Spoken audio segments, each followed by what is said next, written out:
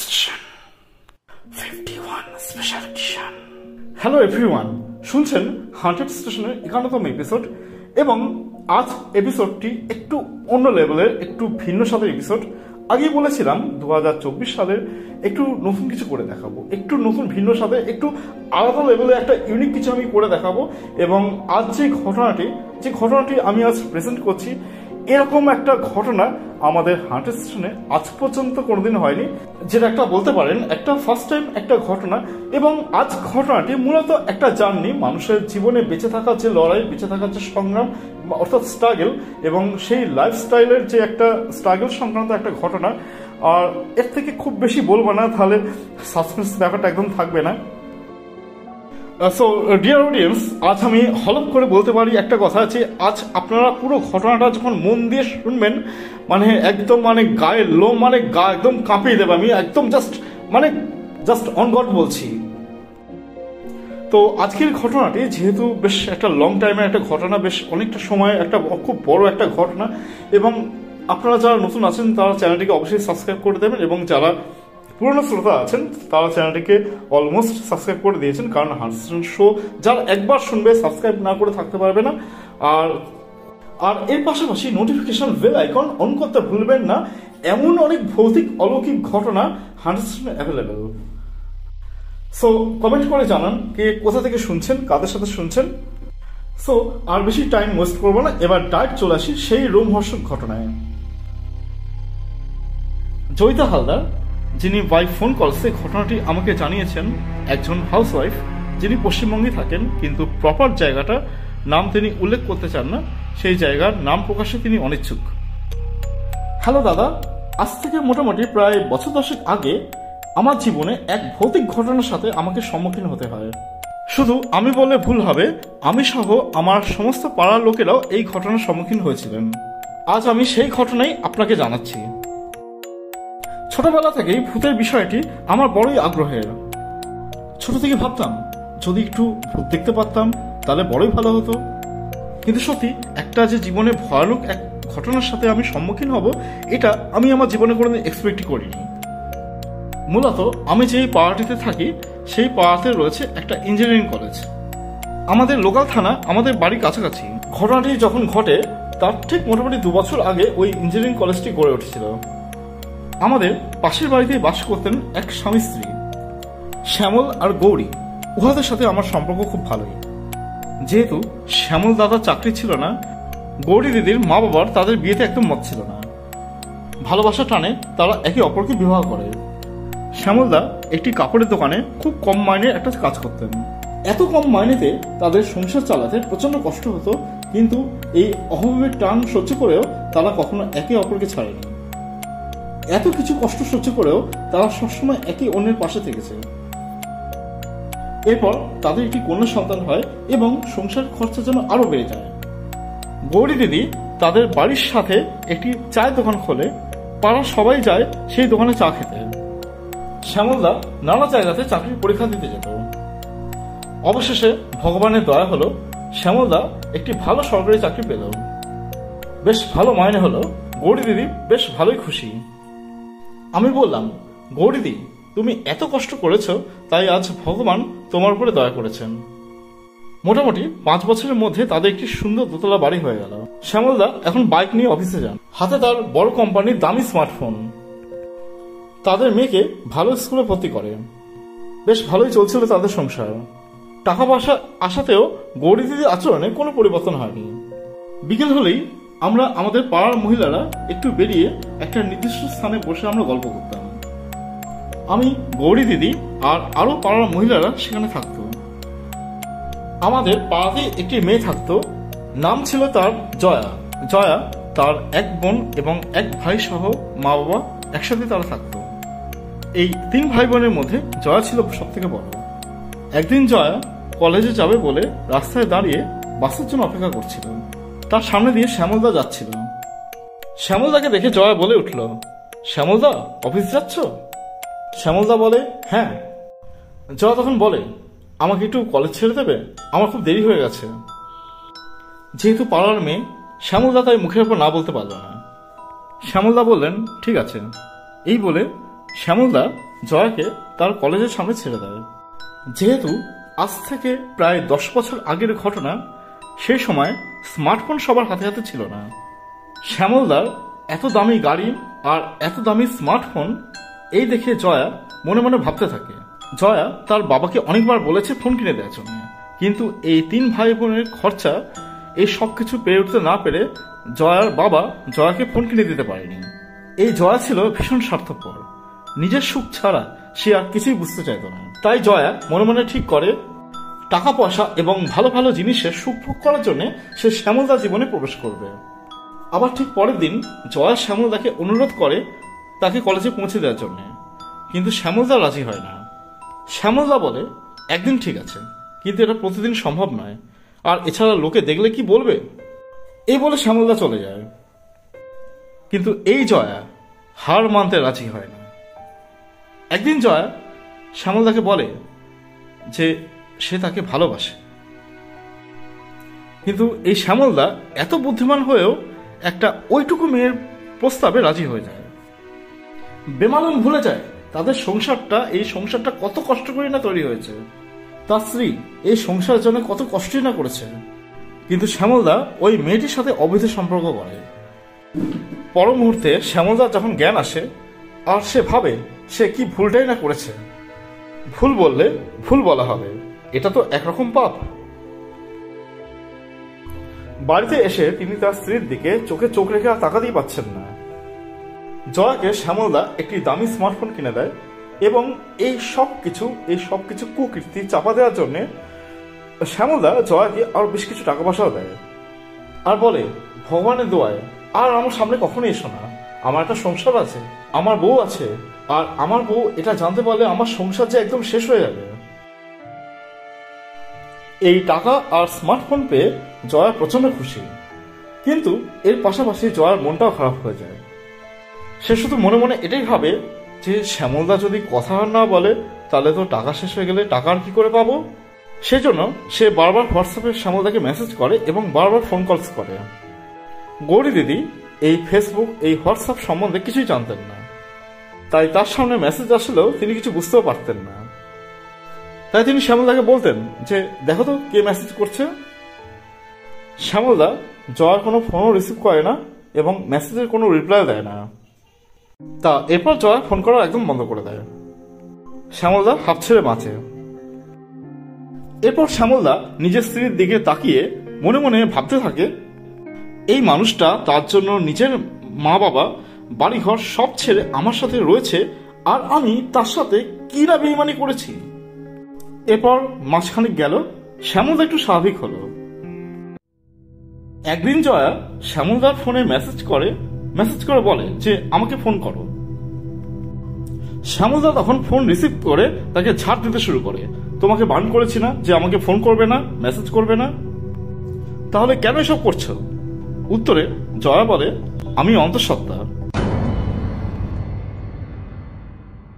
এটা শোনা মাত্র শ্যামলদার মাথায় যেন এক তীব্র বাজ পড়ে। শ্যামলদা বলে তোমার যদি টাকা লাগবে তো নাও, কিন্তু একদম মিথ্যে কথা আমাকে বলো না। উত্তরে জয়া বলে টাকার লোভই তো এত কিছু হলো, আমার আর টাকা লাগবে না, আর কিছু আমি চাই না, তুমি শুধু আমাকে বিয়ে করো। এই ব্যাপারটা আমার বাড়িতে যদি জানতে পারে আমাকে একদম মেরে ফেলবে, তাই এখন উপায় তুমি আমাকে বিয়ে করে তোমার বাড়িতে আমাকে নিয়ে চলো। শ্যামলদা বলে মাথাটা কি একদম খারাপ হয়ে গেছে? আমার বউ আছে, আমার 8 বছরের এক মেয়ে আছে। জয়া বলে তাতে কি হয়েছে, আমাকে নিয়ে চলো, আমাকে তোমার বাড়িতে রাখো। আমার বাড়িতে যদি এসব জানতে পারে তাহলে তো আমাকে বাড়ি থেকে বের করে দেবে, আর না হলে আমাকে মেরেই ফেলবে। আর একটা কথা বলি, তুমি যদি আমাকে বিয়ে না করো আমি কিন্তু তোমার বউকে সব কথা বলে দেবো, আর তোমার সংসার এমনিতেই ভেঙে যাবে। শ্যামলদা এবার প্রচন্ড চিন্তায় পড়ে যায়। এবার কি হবে, কি করে সে এই পরিস্থিতি সামলাবে? আর বউ যদি এটা জানতে পারে তাহলে কি না হবে, আর আমার বউ যদি এটা জানতে পারে যে আমি তার সাথে এতটা বড় বিশ্বাসঘাতকতা করেছি তাহলে সব শেষ হয়ে যাবে। শ্যামলদার রীতিমতন অস্থির হয়ে পড়ে আর রীতিমতন তার জন্য শরীর খারাপ করে। এমতো অবস্থায় গৌরী দিদি শ্যামলদাকে দেখে বুঝতে পারে নিশ্চয়ই কিছু একটা হয়েছে। শ্যামলদাকে বলে কি হয়েছে তোমার, তুমি এমন করছো কেন? তোমাকে এত অস্থির দেখাচ্ছে কেন? কি হয়েছে তোমার, আমাকে বলো। শ্যামলদা বলে, আমার মনে একটা কথা আছে যেটা আমি এখনো তোমাকে বলতে পারছি না। গৌরী দিদি বলে, কি কথা বলো? আমি তোমার বউ আর তুমি আমার থেকে কথা লুকাচ্ছ?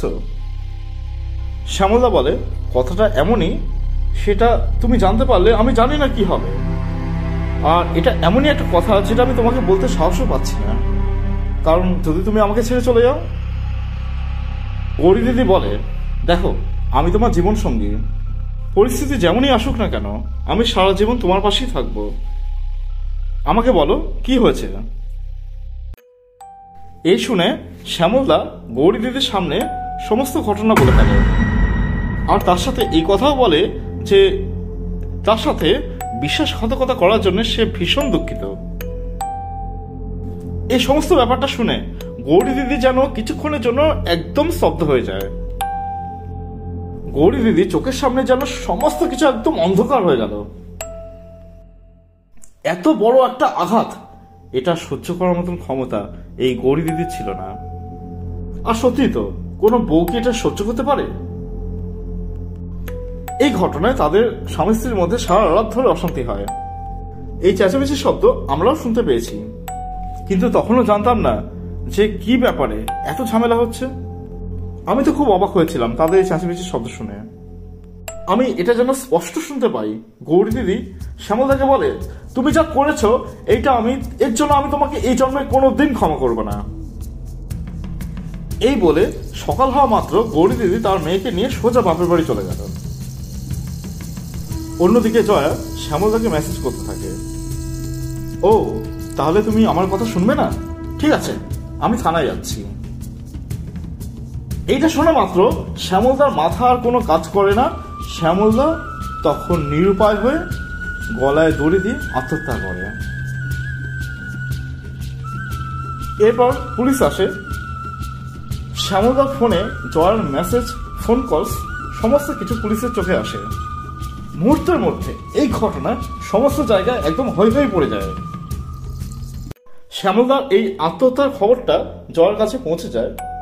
জয়া তখন স্পষ্ট বুঝতে পারে এবার আমার চরম বিপদ, পুলিশ যে কোনো মুহূর্তে আমাকে ধরতে পারে।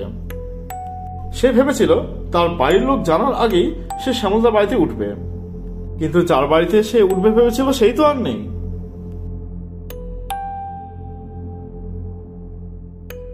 পুলিশ যে তাকে ধরবে এই আশঙ্কায় সে তাদের বাড়ির সংলগ্ন যে মোবাইল টাওয়ারটি ছিল সেই মোবাইল টাওয়ারে সিঁড়ি দিয়ে সে আস্তে আস্তে উঠে পড়ে।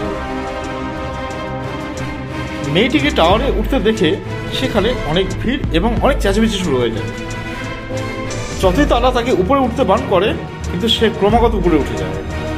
মেয়েটি তখন রাগে আর ক্ষোভে প্রচন্ড চিৎকার করে। এরপর ওই টাওয়ারের 3 তলা সমান উঁচু জায়গা থেকে জয়া সোজা ঝাঁপ দিয়ে দেয়।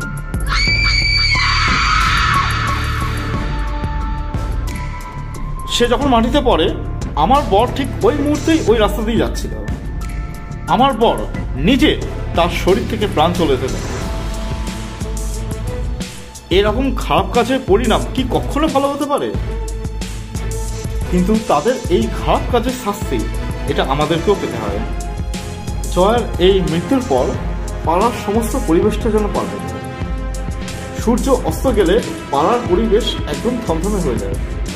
এক যেন ভয়ঙ্কর পরিবেশ, চারিদিকটা যেন একদম শুনশান, একদম শ্মশানের মতন ভয়ঙ্কর হয়ে ওঠে। আর সব থেকে অদ্ভুত যে ব্যাপারটা হয়, ওই মোবাইল টাওয়ার থেকে যেন একটা মেয়ের কান্না শব্দ আমরা শুনতে পাই। শুধু আমরা নয়, গোটা পাড়ার লোক এই কান্নার শব্দ শুনতে পেত। রাতে ঘুমিয়ে আছি, হঠাৎ তার এই চিৎকার আর কান্নার শব্দে ঘুমটা যেন ভেঙে যেত। এই গোটা পাড়ার লোকের ভয় যেন একদম মরণের মতন অবস্থা হয়ে গেছিল। কারণ অন্ধকার হলে কখনো কখনো মেয়েটাকে ওই টাওয়ারের উপরে দাঁড়িয়ে থাকতে দেখা যায়। আর এই ঘটনা সকলের মনে প্রচন্ড আতঙ্ক সৃষ্টি করে। থানার পুলিশরাও ঠিক মতন ডিউটি করতে পারতো না। মেয়েটির এই কান্নার শব্দ যেন তারাও শুনতে পেত। একদিন এক স্বামী স্ত্রী ওই টাওয়ারের নিচ দিয়ে যাচ্ছিল। আর ওই সময় ওই রাত্রিবেলায় মহিলাটির চুল খোলা ছিল। আর আচমকা ওই মহিলাটি হঠাৎ যেন কি কারণে টাওয়ারের উপর আপনা আপনি উঠতে শুরু করে। তার বর বলে, আরে এটা কি হয়েছে তোমার, তুমি টাওয়ারে উঠছো কেন? তার বর তাকে বাধা দিলে সেই বউটা তার বরকে জোরে ধাক্কা দেয়। বরটা তখন বেশ আঘাত লাগে। বরটা তখন আশেপাশের লোকের সাহায্যে তার বউকে ওখান থেকে উদ্ধার করে এবং কোনো রকমে বাড়িতে নিয়ে যায়। এরপর একদিন এক 14 বছরের মেয়ে একা স্কুল থেকে বাড়ি ফিরছিল। ঠিক যখন ওই মেয়েটি টাওয়ারের নিচে আসে এবং ওই নিচ দিয়ে টাওয়ারের নিচ দিয়ে যাওয়ার সময় কেন জানি না মেয়েটি হঠাৎ টাওয়ারের উপর উঠতে শুরু করে। ভাগ্য ভালো, সেখানে এক রিক্সাওয়ালা যাচ্ছিল। রিক্সাওয়ালার নজরে আসা মাত্র রিক্সাওয়ালা মেয়েটিকে ওই টাওয়ার থেকে নামায় এবং তাকে বাড়ি দিয়ে আসে। এরকম আরো অনেক ঘটনা আজ থেকে ঠিক 10 বছর আগে তখন প্রায় ঘটতে থাকে। যেমন আমাদের পাড়াতেই থাকতো এক পরিবার, সেই পরিবারে মা, বাবা, পুত্র আর পুত্রবধূ। বৌমা একটি স্কুলে চাকরি পেয়েছিল। ঠিক স্কুল থেকে ফেরার সময় জয়া তার শরীরে প্রবেশ করে, যার জন্য সেই মহিলাটা নিজের বাড়িতে না ফিরে জয়ার মা বাবার বাড়িতে যায়। দরজায় টোকা দেওয়ায় জয়ার মা দরজা খোলে। সে জয়ার মাকে বলে, মা রুটি হয়েছে? সে তখন তাদের বাড়িতে বসে রুটি খেতে শুরু করে। ওইদিকে বাড়ি ফিরতে দেরি হয় ওই মহিলাটির স্বামী তাকে খুঁজতে শুরু করে। তখন তার স্বামী জানতে পারে জয়ার মা বাবার কাছে তার বউ রয়েছে। সে তখন তার স্ত্রীকে বাড়ি নিয়ে যাওয়ার চেষ্টা করে, কিন্তু কোনো মতে নিজের স্ত্রীকে বাড়ি নিয়ে যেতে সে পারছে না। অবশেষে এক তান্ত্রিকের সাহায্যে বহু কষ্টে তার স্ত্রীকে বাড়িতে ফিরিয়ে নিয়ে যায়। এই ঘটনায় আমাদের পাড়ার লোকের মনেও এতটা তীব্র আতঙ্কের সৃষ্টি হয় যে তারাও ভাবে যে একদিন হয়তো আমাদেরও দিন আসবে, একদিন আমাদেরকেও হয়তো ওইভাবে ওই টাওয়ারে নিয়ে গিয়ে আমাদেরকে একদম শেষ করে ফেলবে।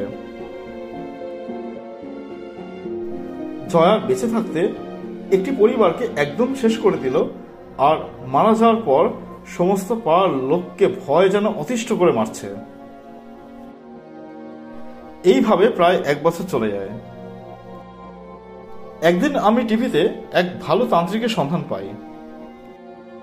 আমার তখন মনে বিশ্বাস হলো যে একমাত্র ইনি হয়তো পারবেন আমাদেরকে, অর্থাৎ আমাদের এই পাড়ার সমস্ত লোকেদের এই মহা বিপদ থেকে রক্ষা করতে। তখন আমরা কিছুজন ওই তান্ত্রিকের সাথে কন্ট্যাক্ট করি এবং যথারীতি উনার কথা মতন কাজ শুরু হয়। এরপর টাওয়ারের সামনে একটি মা কালীর মন্দির স্থাপন করা হয়। সেখানে প্রতিদিন পূজা পাঠ হতো। পুরো পাড়াকে একদম তন্ত্র দ্বারা বেঁধে দেওয়া হয় এবং তারপর থেকে আমরা যেন একটু শান্তিপূর্ণভাবে বাস করতে শুরু করি। তো অরিত্রদা, এই ছিল একটা ঘটনা। এই ঘটনার মধ্যে যে নামগুলোর উল্লেখ আছে, যেমন জয়া, গৌরী, শ্যামল, এই নামগুলো কিন্তু আসল নাম নয়, ঘটনা বলার সুবিধার্থে এই নামগুলো দিয়েছি। এদের আসল নাম আসলে অন্য।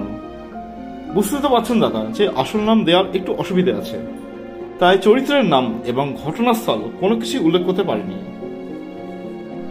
ঘটনাটি যদি সত্যি পাঠ করার যোগ্য মনে করেন তাহলে এই ঘটনাটি আপনি আপনার হান্টার স্টেশনে অবশ্যই পড়ে শোনাবেন। আর ঈশ্বরের কাছে প্রার্থনা করি আপনি এবং আপনার পরিবার এবং তার সাথে হান্টার স্টেশনের সমস্ত শ্রোতা বন্ধুরা যেন ভালো থাকে, এটাই চাই। রিয়েলি জাস্ট মাইন্ড ব্লোয়িং একটা ঘটনা যেটা আমরা এতক্ষণ শুনলাম, যে এরকম একটা ঘটনা, যে একটা কিছু মোহ এবং এই লোভ যে মানুষের জীবনকে কিভাবে ত্বরান্বিত করতে পারে, যার একটা বাস্তব একটা রূপ আমরা দেখলাম। সো আশা করছি এই ঘটনাটা আপনাদের সকলেরই ভীষণ একটা ইউনিক লেগেছে। কেমন লেগেছে সেটা কমেন্ট করে জানাবেন। সো ডিয়ার অডিয়েন্স, একটা কথা হয়তো কোনোদিন বলা হয়নি, এই আপনারা যে এতদিন ধরে যে হান্টার স্টেশন শো শুনছেন এবং এতদিন ধরে যা যা এপিসোড হচ্ছে তার মিউজিক, ব্যাকগ্রাউন্ডস অর্থাৎ গ্রাফিক্স থেকে আরম্ভ করে সমস্ত অলমোস্ট টোটাল যে প্রেজেন্টেশন, এবং সেই প্রেজেন্টেশনটা আমাকে পুরো একা করতে হয়, মানে টোটাল যে জার্নির একদম পথযাত্রী আমি নিজেই, এবং আমাকে সবকিছু মেনটেন করতে হয়, যার জন্য একা দ্বারা সবকিছু বুঝতে তো পারছেন খুবই চাপের হয়ে যায়। যাই হোক, আমি আশা করব যে আপনারা সবসময় আমার পাশে থাকবেন এপিসোড শেয়ার করবেন, এপিসোডকে আরও সবার অনেকের মধ্যে পৌঁছে দেবেন। যাক, এটুকুই আপনাদের কাছে চাই। আর আপনাদের মনে আছে তো ঘটনা কিভাবে পাঠাবেন? সো ঘটনা পাঠাতে মেল করতে হবে hauntedstation25@gmail.com। কারণ মেল করতে প্রবলেম হলে তারা ডাইরেক্ট হোয়াটসঅ্যাপে অথবা ডাইরেক্ট ফোন কলস করে ঘটনা বলতে পারেন, সব রকম অপশনই অ্যাভেলেবেল থাকবে। হান্টেড স্টেশন কোনো অন্ধবিশ্বাস, কুসংস্কার, নেগেটিভিটি, ব্ল্যাক ম্যাজিক বা কালো জাদুকে সাপোর্ট করে না। আর ঘটনাকে যে সত্য বলে মেনে নিতে হবে এমন কোনো বাধ্যকতা নেই। আর বিশ্বাস কিংবা অবিশ্বাস সম্পূর্ণ আপনার ব্যক্তিগত। আর বিশ্বাস না থাকলে এইসব ঘটনাকে গল্পের আকারে ধরে নেওয়াটাই একদম এন্টারটেনমেন্টের কাজ। সো গাইস, আজকে আর শাউট আউট পর্ব রাখছি না। শাউট আউট পর্ব আজকে এপিসোডটা একটু বড় হয়ে যাতে আজকে আর শাউট আউট পর্ব আজকে টাইম হলো না। শাউট আউট পর্ব এই পরদিন থেকে থাকবে। তো সকলে ভালো থাকবেন। আজকের মতন আসি, আবার নেক্সট সোমবার।